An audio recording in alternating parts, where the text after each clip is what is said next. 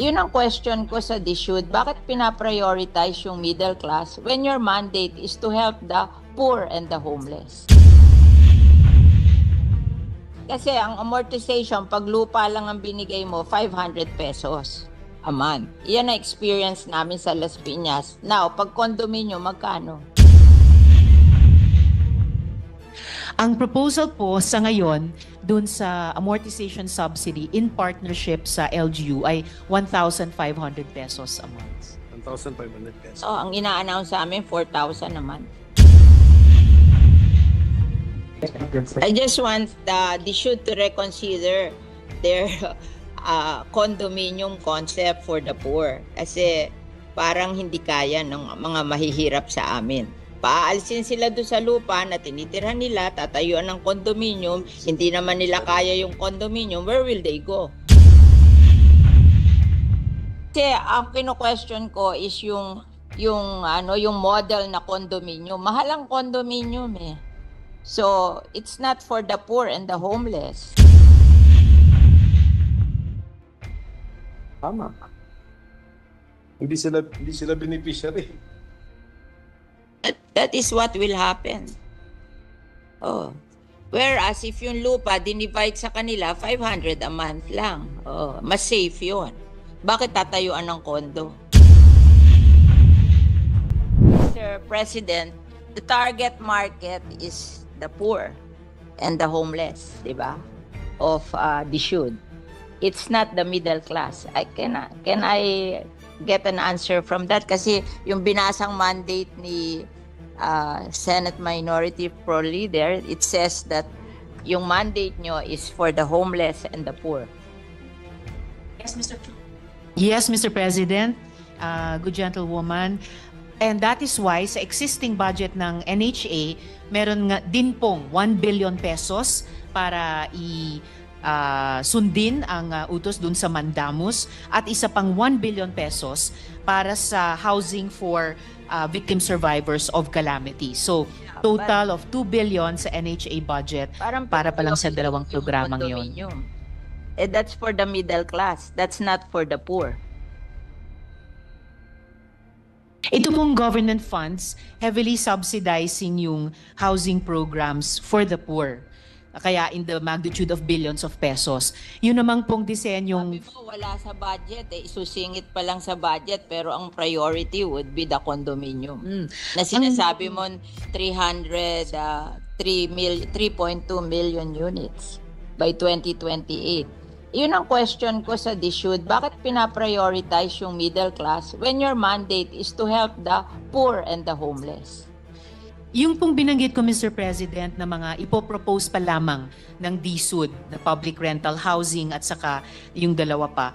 Bukod po doon, yung existing na pinagkakagastosan ng gaan ng NHA. So why are you prioritizing the 3.2 million condominium for the middle class when your mandate is to help the poor and the homeless? Dapat yun ang first priority. In fact, that is our problem in Las Piñas. That yung inyong condominium na pinopropose, it's not for the poor and the homeless. It's for the middle class. So why are we providing houses for the middle class? They can buy from others because they can afford it. Our priority should be the poor and the homeless. Kasi sa amin, sa Las Piñas, maraming poor and homeless na informal settler. That should be the priority, how to give them houses. Before kasi, yung aming CNP program, we're just giving land to the poor and the homeless. And they will try to save money to build their homes, better homes in the future. And ang amortization lang noon, 500 pesos a month. So they can afford it. The poor and the homeless, they can afford it. Even the tricycle driver and the mga nagtitinda sa palengke. But now, they are prioritizing condominium. Ang condominium, mahal. It's for the middle class. It's not for the poor. Tapos paaalisin nila doon sa lupa yung poor, lalagyan nila ng condominium. Saan nila dadalhin yung poor? That's our experience in Las Piñas. So I'm telling the secretary what is our experience in Las Piñas. Yes, Mr. President. Nakikinig mabuti ang Secretary sa inputs ng ating mga colleagues sa bawat locality natin kasi lahat yan pag pinagsama-sama really give us the national situation sa housing na sinusubukang tugunan ng department. I think what the department is trying to do, Mr. President, good gentlewoman, ay sabay na trabahuin ito with government funds, prioritizing housing for the poor. Nakatira doon sa lupa, natatayuan nila ng condominium. Saan dadalhin yung mahihirap na cannot afford a condominium? Mr. President, kahit sa condominium, sinasabi nga po ng DSUD na pati ang condominium ay for the poor as long as may interest subsidy. So sinusubukan po ng department mag-innovate sa mga 4,000 programa. a month. Hindi daw po, Mr. President, but I'll get the updated figure on Yun that. ang pinopromote nila, 4,000 a month. Mr. President, what I'm hearing here is it is 2,600 a month, so not 4,000 pesos. Can afford 2,600 a month when they're earning only below 500 a day. Kasi ang kino-question ko is yung model na condominium. Mahal ang condominium eh. So, it's not for the poor and the homeless. So, Mr. President, sa ini-evolve na programang 4PH ng department, bukod pa po dun sa pinag-uusapan natin kaninang government subsidy, may nauna ng proposal na interest subsidy para dun po sa mga mahihirap na mag-elect tumira dun sa mga condominium na yon or mga medium-rise na iyon. At meron din pong proposed na amortization subsidy in partnership sa LGUs. Kasi ang amortization, pag lupa lang ang binigay mo, 500 pesos a month. Iyan ang experience namin sa Las Piñas. Now, pag condominium, magkano? Ang proposal po sa ngayon dun sa amortization subsidy in partnership sa LGU ay 1,500 pesos a month. 1,500 pesos. So, ang ina-announce sa amin, 4,000 a month. Okay. This is amortization subsidy. Amortization po na yan. Ito yung base pa lang. Base pa lang ito. Wala pa yung Per month yun, ano?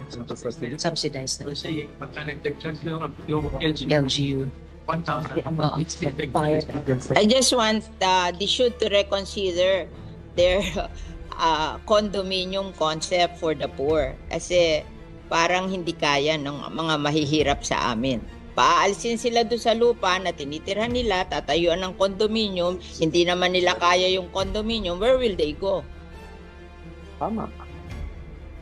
Hindi sila beneficiary. That is what will happen. Oh. Whereas if yung lupa dinivide sa kanila, 500 a month lang. Oh, mas safe yun. Bakit tatayuan ng kondo? Mr. President, ang sinasabi po ng Secretary ay kahit dun sa mga lupa na sa ngayon tinitirhan ng mga informal settlers, kung dun din magtatayo ng mga halimbawa medium-rise condominium, sila rin mismo ang titira doon. So it's in obedience pa rin. That's where this comes in, Mr. President, na yun yung That's the problem. Yun po. Why will you insist on building them condominiums when you can distribute the land to them 500 a month lang? Ang babayaran nila. Why will you insist on building condominium? Dahil kikita ka doon sa contractor ng condominium na may porsyento ka doon, kaya pinag-i-insist mo yung condominium. Actually, Bakit nyo ini-insist ang condominium? Payag naman yung mahihirap na i-distribute na lang yung land sa kanila and that's 500 a month. Mr. President, kung naalala po ng good gentlewoman, last year, sinimulan na nating i-advocate dito sa floor na to at nagbukas ang DSUD doon na yung dinedevelop nila noong 4PH program, wala pa po yung usapin ng government guarantee, ay maging bukas na i-implement in tandem sa mga proven na programa na sinusuportahan natin tulad ng CMP. Promoting that and I don't think that's practical. That's why I'm questioning you para mag-isip kayo uli kung tama yung ginagawa nyo kasi nakalagay sa mandate nyo to help the poor and the homeless. But the poor and the homeless cannot afford the condominium. Why not distribute the land under the community mortgage program na 500 a month lang ang ano nila. Ba't ayaw nyo nun? Katulad namin, nitong inyong NHA, ay some of the people na homeless sa amin along the river drive na hindi naman pwedeng ibigay sa kanila yung easement ng ilog, they are being relocated to Naip. Ang ano doon, no down payment, 700 ang hulog, townhouse. O mas better pa yon kesa magtayo ka ng condominium sa Las Piñas tapos hindi naman ma-afford ng mga tao. Saan mo dadalhin yung mga tao? O paaalisin nyo doon sa lupa at tatayuan nyo ng kondo. Saan nyo dadalhin yung hindi kayang magbayad sa kondo? O, di homeless na naman yon. Hindi ba unfair sa kanila? Pinaalis mo doon sa lupa na tinatayuan nila, tatayuan mo ng kondo, tapos ibibigay mo sa middle class, tapos yung mga mahihirap, wala na naman bahay. You have to reconsider what you're doing. I think it's wrong. Yes, Mr. President. I think sa tulong ng Senado, dito sa mga budget plenaries natin, isusulong natin yon. Hindi lang yung reconsideration, pero yung redesigning din mismo ng 4PH program. I think we have done the community mortgage program in Yes. Piñas for I think 30 years.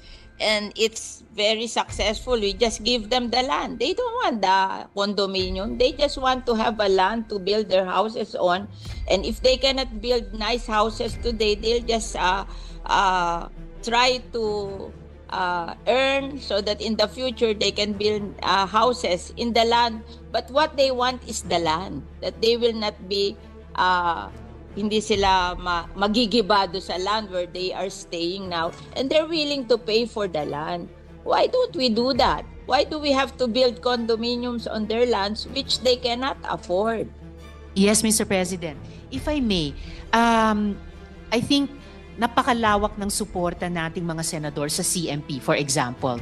And dahil paulit-ulit natin ini-impress yun sa DSUD, kaya rin makikita po natin historically sa budget na nire-request nila sa GAA, ang lakas po ng hinihinging suporta para sana halimbawa sa CMP. Pero kakaunti lang po ang actually na naibibigay mula sa DBM hanggang sa final na GAA. Halimbawa po mula 2016, nag-propose ng funding ng, this is 1 billion, right?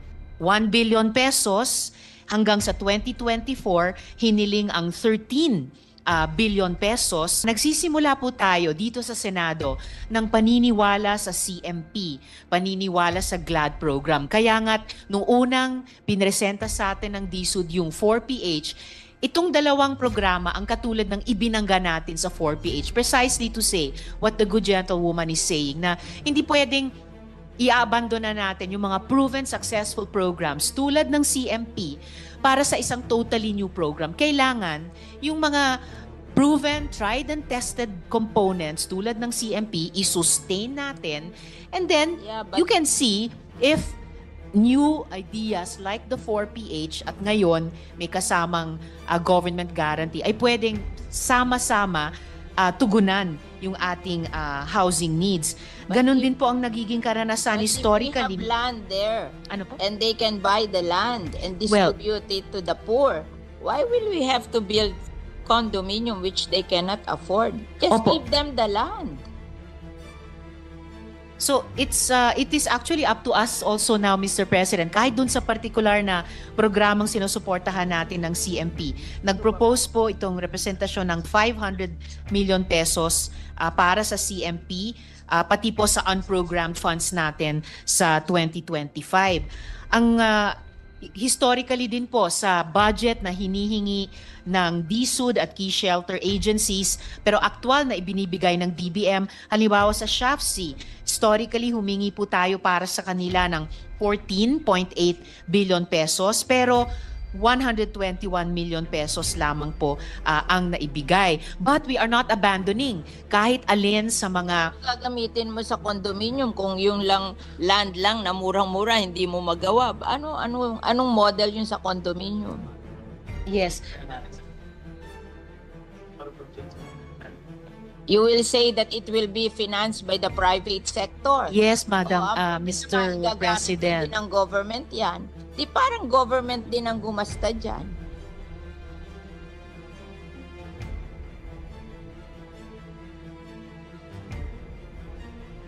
Kasi kami, in Las Piñas, we're very successful sa CMP program. The poor can afford that. Why are we abandoning it that gusto natin tayuan ng condominium when it's more affordable for the poor?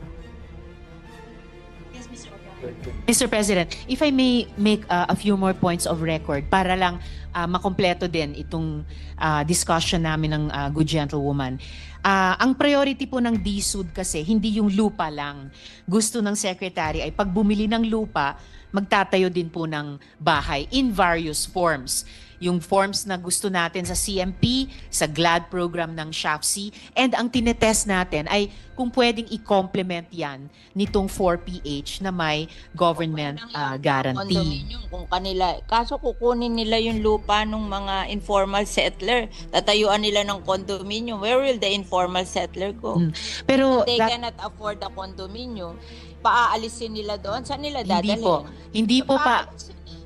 Ganun na ang pinopromote sa amin eh. This is on the ground. Kaya ako nagsasalita, I'm hearing it in the ground. Napaalisin sila dahil pinangangakuan sila ng condominium. Tapos tinanong ko, how will you pay for the condominium? Ang sabi nyo, mag-uutang sa Pag-ibig. Pag hindi sila napasa sa Pag-ibig, hindi sila pwedeng bumili ng condominium. O where will they go? Mr.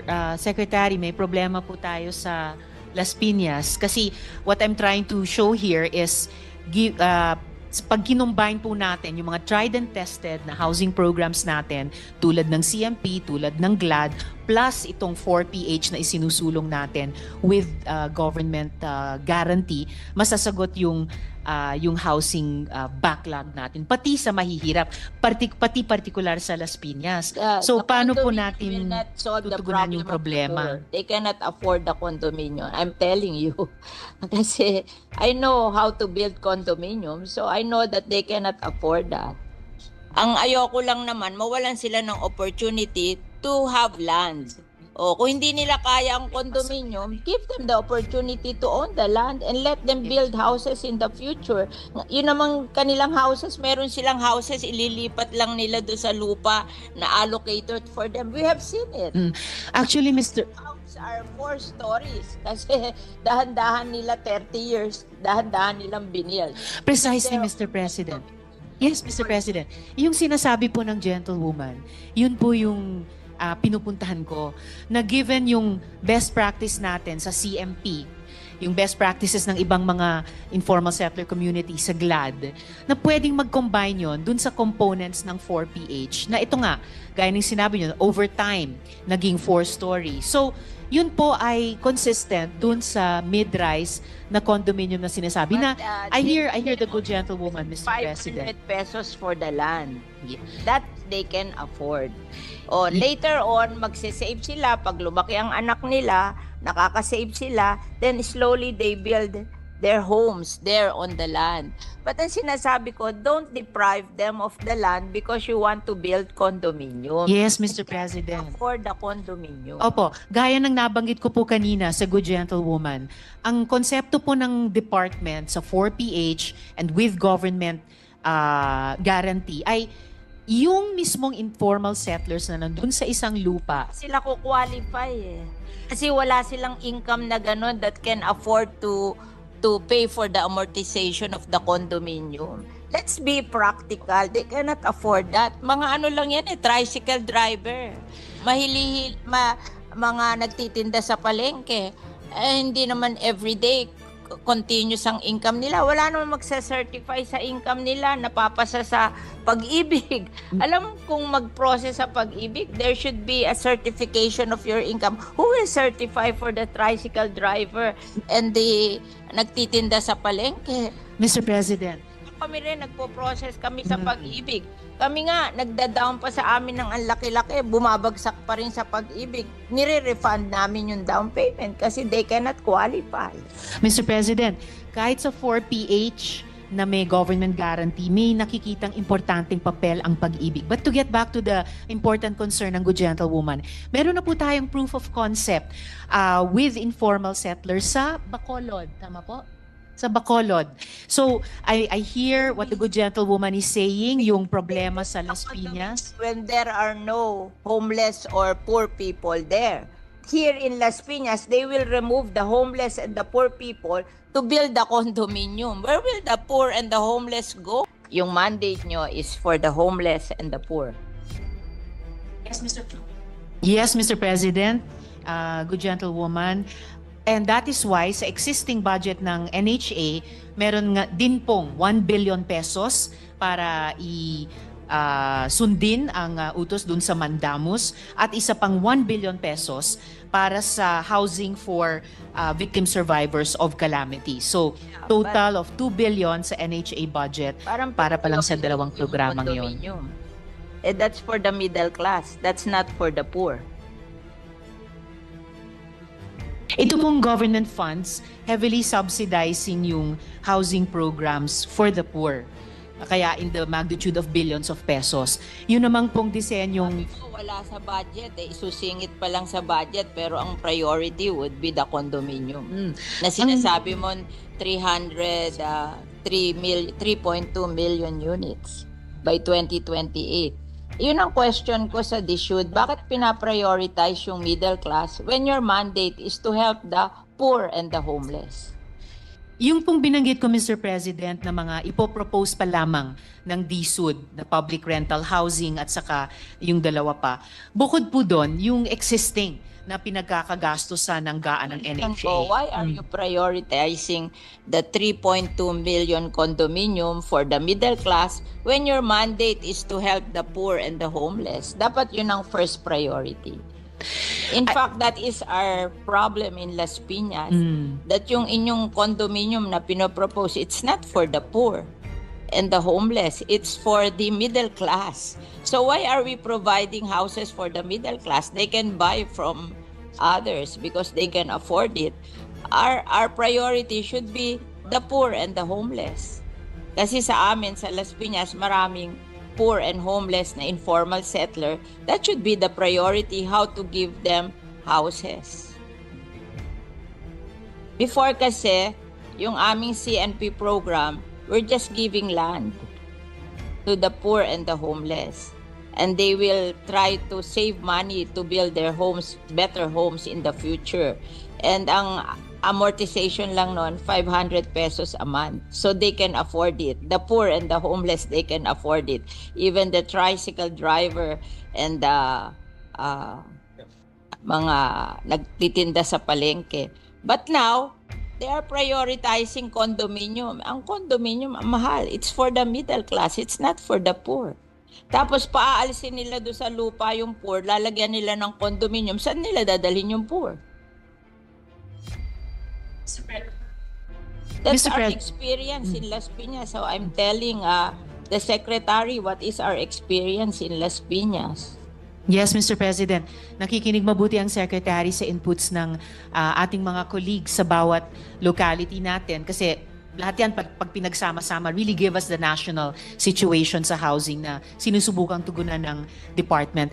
I think what the department is trying to do, Mr. President, good gentlewoman, ay sabay na trabahuin ito with government funds, prioritizing housing for the poor. Nakatira doon sa lupa na tatayuan nila ng condominium. Saan dadalhin yung mahihirap na cannot afford the condominium?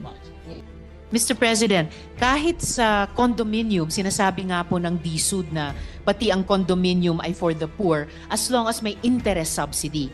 So sinusubukan po ng department mag-innovate sa mga programa.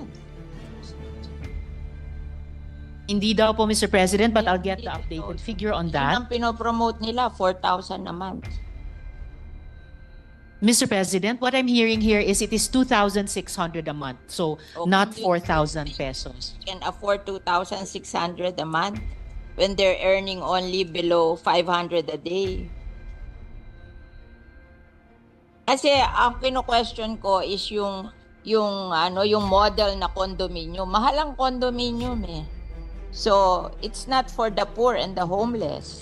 So, Mr. President, sa ini-evolve na programang 4PH ng department, bukod pa po dun sa pinag-uusapan natin kaninang government subsidy, may nauna ng proposal na interest subsidy para dun po sa mga mahihirap na mag-elect tumira dun sa mga condominium na yon or mga medium rise na iyon. At meron din pong proposed na amortization subsidy in Amortization. partnership sa LGUs. Kasi ang amortization, pag lupa lang ang binigay mo, 500 pesos a month. Yan ang experience namin sa Las Piñas. Now, pag condominium, magkano? Ang proposal po sa ngayon dun sa amortization subsidy in partnership sa LGU ay 1,500 pesos a month. 1,500 pesos. So, ang ina-announce sa amin, 4,000 a month. Okay. This is amortization subsidy. Amortization po na yan. Ito yung base pa lang. Base pa lang ito. Wala pa yung Per month yun, ano? subsidized na. Kasi pagka nag-charge yung LGU. 1,000. I just want the should to reconsider their condominium concept for the poor. Kasi parang hindi kaya ng mga mahihirap sa amin. Paalisin sila doon sa lupa na tinitirhan nila, tatayuan ng condominium, hindi naman nila kaya yung condominium, where will they go? Tama. Hindi sila beneficiary. That is what will happen. Oh. Whereas if yung lupa dinivide sa kanila 500 a month lang. Oh, mas safe 'yon. Bakit tatayuan ng kondo? Mr. President, ang sinasabi po ng Secretary ay kahit dun sa mga lupa na sa ngayon tinitirhan ng mga informal settlers, kung dun din magtatayo ng mga halimbawa medium-rise condominium, sila rin mismo ang titira doon. So it's in Hindi nga nila obedience pa rin. ma-afford That's where this comes in, Mr. President, na eh. yun yung That's the problem. yun po. Why will you insist on building them condominiums when you can distribute the land to them 500 a month lang? Ang babayaran nila. Why will you insist on building condominium? Dahil kikita ka do sa contractor ng condominium na may porsyento ka doon, kaya pinag-i-insist mo yung condominium. Actually, Bakit nyo ini-insist ang condominium? Payag naman yung mahihirap na i-distribute na lang yung land sa kanila, and that's 500 a month. Mr. President, kung naalala po ng Good Gentlewoman last year, sinimula na nating i-advocate dito sa floor na to at nagbukas ang DSUD doon na yung dinedevelop nila noong 4PH program, wala pa po yung usapin ng government guarantee, ay maging bukas na i-implement in tandem sa mga proven na programa na sinusuportahan natin tulad ng CMP. Promoting that, and I don't think that's practical. That's why I'm questioning you para mag-isip kayo uli kung tama yung ginagawa nyo, kasi nakalagay sa mandate nyo to help the poor and the homeless, but the poor and the homeless cannot afford the condominium. Why not distribute the land under the community mortgage program na 500 a month lang ang ano nila? Ba't ayaw nyo nun? Katulad namin, itong inyong NHA, ay some of the people na homeless sa amin along the River Drive na hindi naman pwedeng ibigay sa kanila yung easement ng ilog, they are being relocated to Naip. Ang ano doon, no down payment, 700 ang hulog, townhouse. O mas better pa yon kesa magtayo ka ng condominium sa Las Piñas tapos hindi naman ma-afford ng mga tao. Saan mo dadalhin yung mga tao? O paaalisin nyo doon sa lupa, tatayuan nyo ng kondo, saan nyo dadalhin yung hindi kayang magbayad sa kondo? O, di homeless na naman yon. Hindi ba unfair sa kanila? Pinaalis mo doon sa lupa na tinatayuan nila, tatayuan mo ng kondo, tapos ibibigay mo sa middle class, tapos yung mga mahihirap, wala na naman bahay. You have to reconsider what you're doing. I think it's wrong. Yes, Mr. President. I think sa tulong ng Senado, dito sa mga budget plenaries natin, isusulong natin yon. Hindi lang yung reconsideration, pero yung redesigning din mismo ng 4PH program. I think we have done the community mortgage program in Piñas for I think 30 years, and it's very successful. We just give them the land. They don't want the condominium. They just want to have a land to build their houses on. And if they cannot build nice houses today, they'll just try to earn so that in the future they can build houses in the land. But what they want is the land, that they will not be hindi sila magigibado sa land where they are staying now, and they're willing to pay for the land. Why don't we do that? Why do we have to build condominiums on their lands which they cannot afford? Yes, Mr. President. If I may, I think napakalawak ng suporta nating mga senador sa CMP, for example. And dahil paulit-ulit natin ini-impress yun sa DSUD, kaya rin makikita po natin historically sa budget na nire-request nila sa GAA, ang lakas po ng hinihinging suporta para sana halimbawa sa CMP. Pero kakaunti lang po ang actually na naibibigay mula sa DBM hanggang sa final na GAA. Halimbawa po mula 2016, nag-propose ng funding ng, this is 1 billion, right?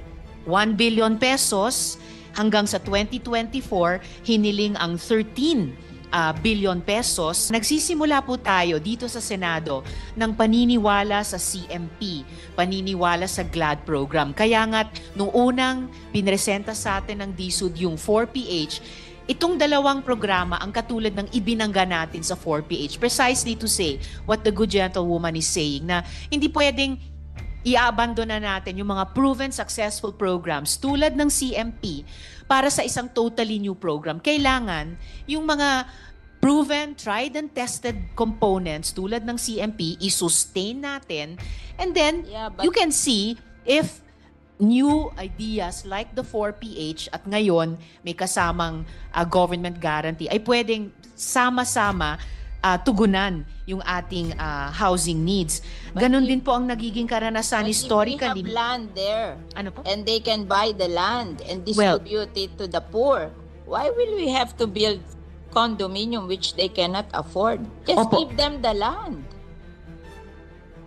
So it is actually up to us also now, Mr. President, kahit dun sa particular na programang sinusuportahan natin ng CMP. Nag-propose po itong representasyon ng 500 million pesos para sa CMP, pati po sa unprogrammed funds natin sa 2025.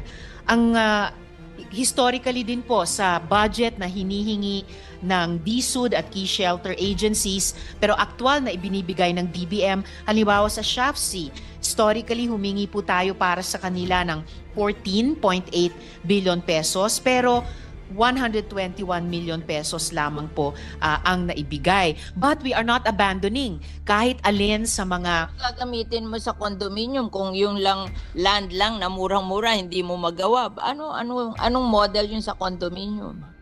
Yes. You will say that it will be financed by the private sector. Yes, Madam Mr. President. Ng government yan. Di parang government din ang gumasta dyan.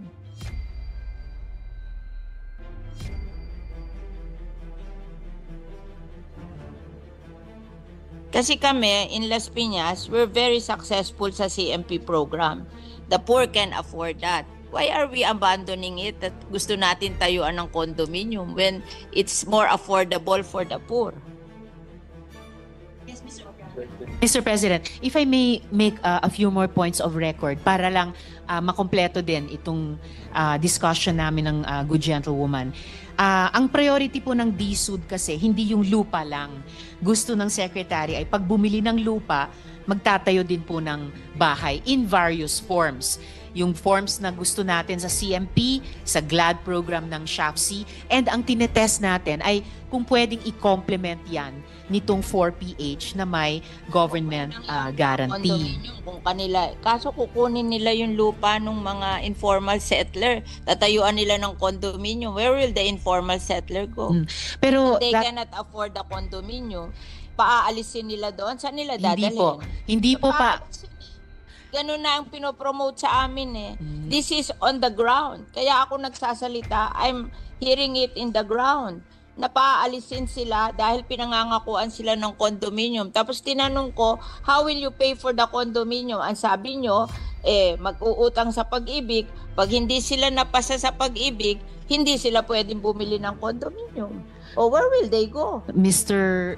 Secretary, may problema po tayo sa Las Piñas kasi what I'm trying to show here is pag kinumbine po natin yung mga tried and tested na housing programs natin tulad ng CMP, tulad ng GLAD, plus itong 4PH na isinusulong natin with government guarantee, masasagot yung housing backlog natin, pati sa mahihirap, pati particular sa Las Piñas. So The paano po condominium natin will not solve the tutugunan yung problem of the problema? poor. They cannot afford the condominium. I'm telling you.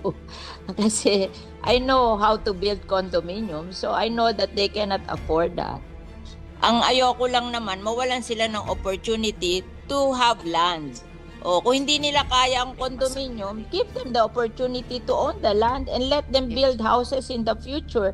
Yun namang kanilang houses, meron silang houses, ililipat lang nila doon sa lupa na allocated for them. We have seen it. Actually, Mr. Houses are 4 stories kasi dahan-dahan nila 30 years, dahan-dahan nilang binild. Precisely, Mr. President. Yes, Mr. President. Yung sinasabi po ng gentlewoman, yun po yung pinupuntahan ko, na given yung best practice natin sa CMP, yung best practices ng ibang mga informal settler community sa GLAD, na pwedeng mag-combine yun dun sa components ng 4PH, na ito nga, gaya ng sinabi nyo, over time, naging 4-story. So, yun po ay consistent dun sa mid-rise na condominium na sinasabi na I hear the good gentlewoman, Mr. President. 500 pesos for the land. That they can afford. O later on, magsisave sila. Pag lumaki ang anak nila, nakakasave sila, then slowly they build their homes there on the land. But ang sinasabi ko, don't deprive them of the land because you want to build condominium. Yes, Mr. President. For the condominium. Opo, gaya ng nabanggit ko po kanina sa good gentlewoman, ang konsepto po ng department sa 4PH and with government guarantee ay yung mismong informal settlers na nandun sa isang lupa. Sila ko qualify eh. Kasi wala silang income na gano'n that can afford to pay for the amortization of the condominium. Let's be practical. They cannot afford that. Mga ano lang yan eh, tricycle driver. Mga nagtitinda sa palengke. Hindi naman everyday continuous ang income nila. Wala naman magsa-certify sa income nila, napapasa sa pag-ibig. Alam kung mag-process sa pag-ibig, there should be a certification of your income. Who will certify for the tricycle driver and the nagtitinda sa palengke? Mr. President. Kami rin, nagpo-process kami sa pag-ibig. Kami nga, nagda-down pa sa amin ng ang laki-laki, bumabagsak pa rin sa pag-ibig. Nire-refund namin yung down payment kasi they cannot qualify. Mr. President, kahit sa 4PH na may government guarantee, may nakikitang importanteng papel ang pag-ibig. But to get back to the important concern ng good gentlewoman, meron na po tayong proof of concept with informal settlers sa Bacolod. Tama po? Sa Bacolod. So, I hear what the good gentlewoman is saying, yung problema sa Las Piñas. When there are no homeless or poor people there. Here in Las Piñas, they will remove the homeless and the poor people to build the condominium. Where will the poor and the homeless go?